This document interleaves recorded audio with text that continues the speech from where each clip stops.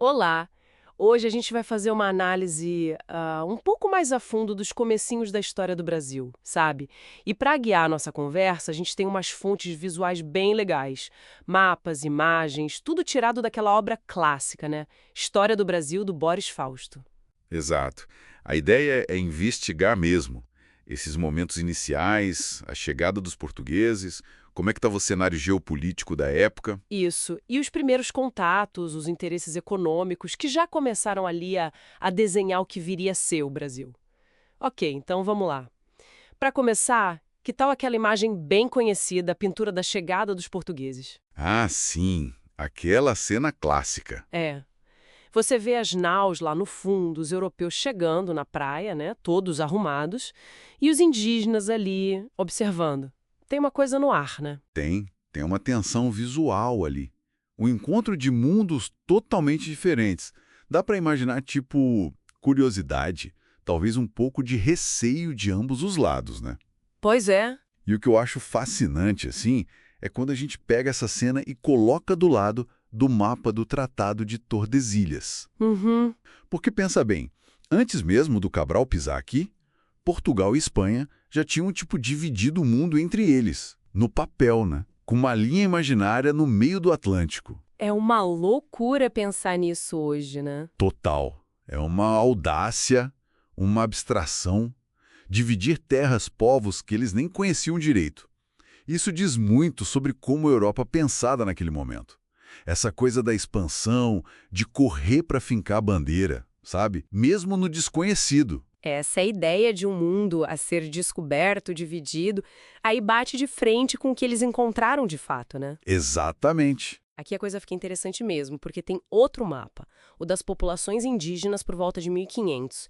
E, cara, o território não estava vazio. Longe disso. Era cheio de gente. Várias nações, Tupi, Tapuia, Aruac, Caribe, um monte de gente ocupando tudo, principalmente a costa.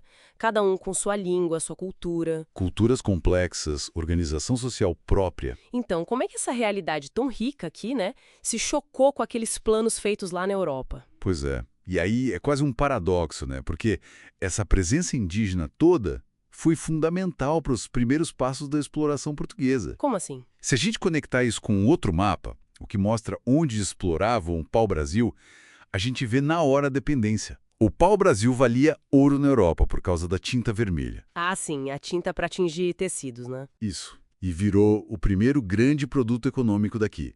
Mas para achar a madeira, cortar, transportar até os navios, os portugueses precisavam de quem? Dos indígenas, do conhecimento deles da mata, imagino. Exato. E da mão de obra também, pelo menos no começo. Aí entra o famoso escambo. Aquela troca, né? Ferramentas, espelhos, panos, em troca do trabalho de cortar e carregar a madeira. Uma troca que a gente sabe que não era bem equilibrada, né? Claro, rapidamente se mostrou desigual.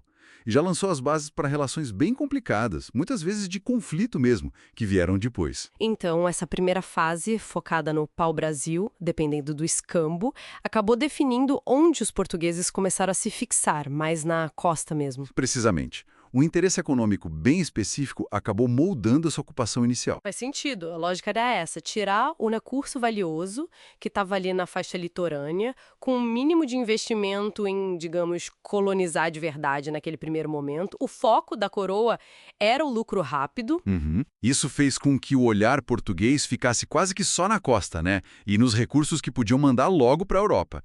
Começou com o pau-brasil, mas logo depois veio a cana-de-açúcar, que aí sim ia exigir outra estrutura, outra escala de ocupação, de mão de obra. Entendi. Então, juntando as peças, né, olhando essas imagens, esses mapas, a gente tem a chegada como esse encontro visual meio tenso, Sim, um cenário político onde o novo mundo já estava sendo dividido antes de ser realmente conhecido, aham, uma terra que, na verdade, era superpovoada por culturas diversas e complexas, exato. e um motor econômico inicial bem específico, o pau-brasil, baseado numa relação de troca com os povos originários. Pois é, e isso tudo, né, levanta uma questão importante para a gente pensar. Como é que essa combinação inicial, essa mentalidade da Europa, o encontro que muitas vezes foi confronto de culturas tão diferentes e essa lógica econômica de extrair recurso da costa, como isso criou caminhos, vetores que influenciam o Brasil até hoje? Boa pergunta. É para a gente refletir, sabe? Como essa relação que começou ali, com o território sendo visto como fonte de recurso para exportar. E o impacto enorme, né, e duradouro sobre as populações que já estavam aqui.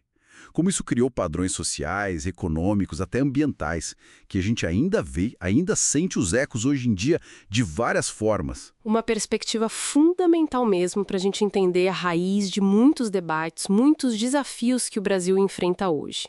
Esse foi mais um episódio do podcast Trilhas, coordenado por Eduardo Luz e dirigido por André Mendes.